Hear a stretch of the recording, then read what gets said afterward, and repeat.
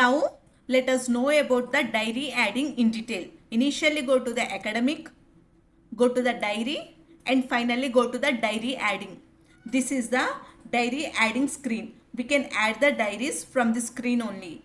Coming to date, here we have to select the current date.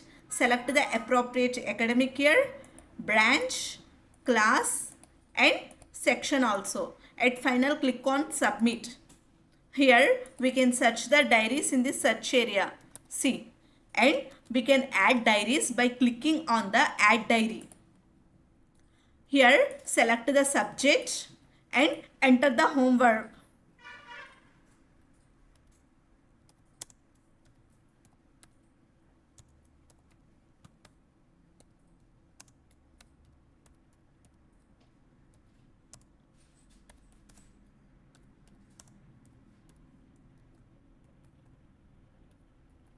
At final, click on the submit.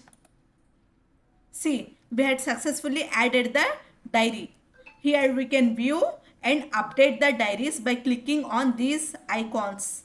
This is the process how we add the diaries.